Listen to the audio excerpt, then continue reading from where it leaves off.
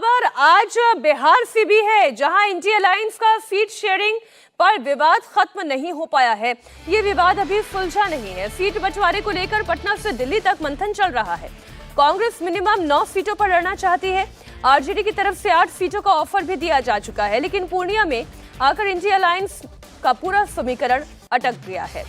पूर्णिया से पप्पू यादव टाल ठोक रहे हैं। वो किसी भी कीमत पर ये सीट छोड़ने के लिए तैयार नहीं है, लेकिन आरजेडी ने यहां बीमा भारती को सिंबल दे दिया है।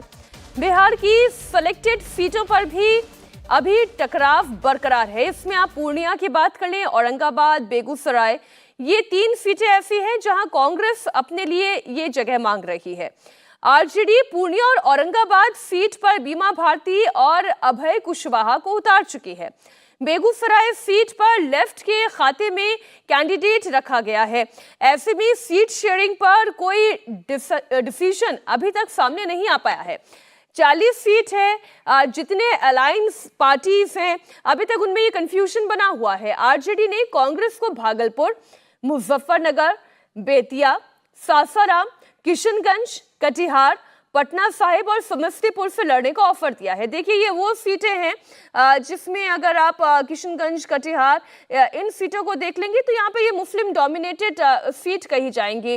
अब कांग्रेस पूर्णिया, औरंगाबाद और बेगूसराय भी मांग रही है और इसी को लेकर अभी तक कोई फैसला नहीं लिया गया है। बात पप्पू यादव को लेकर भी है। पप्पू यादव जिस सीट से चुनाव लड़ना चाहते हैं, वहां पर आरजेडी के टिकट पर पहले ही बीमा भारती के नाम की बात कह दी गई है। कांग्रेस आरजेडी के बीच बिहार में टेंशन की बड़ी वजह पूर्णिया सीट ही है। हाल ही में कांग्रेस में पूरी पार्टी का विलय कराने वाले पप्पू यादव यहां से दावा ठोक रहे हैं। पप्पू यादव ने कहा कि पहले ही उन्होंने लालू यादव से सब कुछ क्लियर कर दिया था। एक बार फिर आग्रह किया कि पूर्णिया सीट छोड़ दें।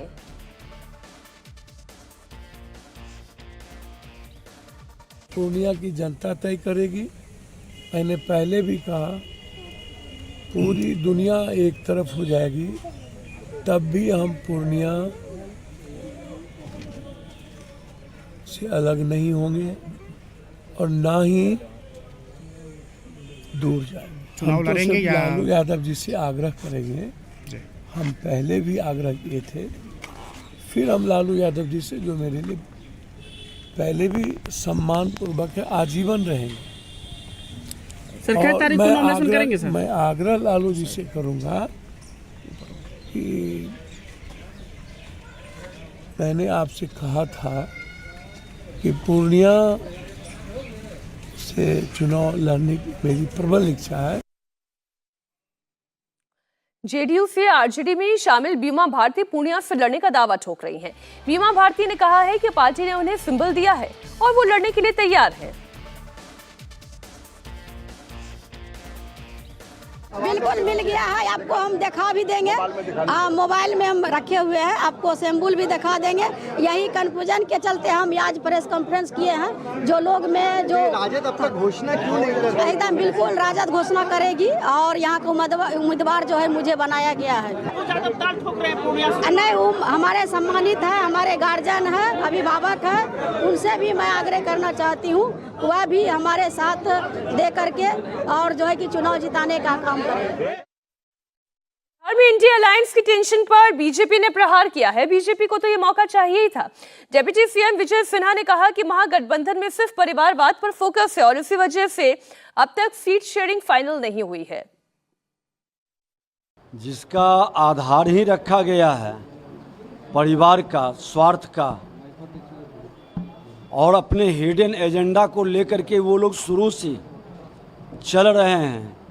कोई राष्ट्र की सेवा का, समाज की सेवा का उनका मिशन नहीं, तो गड़बड़ी तो शुरुआत में ही हो गई है। और जो लोग उस गड़बड़ी को देख के भांप लिए थे वो निकल गए, जो रह गए वो फंस गए। नीतीश चंद्रा हमारे साथ जुड़ गए, हमारे सहयोगी पटना से लाइव। नीतीश, पूर्णिया से कौन लड़ेगा चुनाव? बीमा भारती भी मीडिया के सामने बड़े खुलेआम कह रही है कि हमने तो सिंबल ले लिया है, हमारे पास प्रूफ है। इधर पप्पू यादव कह रहे हैं कि वो रिक्वेस्ट कर रहे हैं, वो लालू यादव से कहेंगे। कौन लड़ेगा यहाँ से चुनाव? जी हाँ, बिल्कुल अभी तक असमंजस की स्थिति बनी हुई है और बीमा भारती ने तो तस्वीर भी जारी कर दी जिसमें लालू यादव उनको सिंबल देते हुए दिखाई पड़ रहे हैं। तो अब ये आरजेडी की तरफ से लगभग साफ कर दिया गया है कि बीमा भारती ही हमारी उम्मीदवार होंगी, यानी ये सीट आरजेडी के पास रहेगी। लेकिन पप्पू यादव लगातार अपनी बात पर कायम है। कांग्रेस के शीर्ष नेतृत्व से उन्होंने बात करके अपनी पार्टी का विलय तक कर दिया और उसके बाद जब उनको सीट नहीं मिलेगी तो आप समझ सकते हैं कि उनके लिए बड़ी अजीब स्थिति है और कांग्रेस के लिए भी।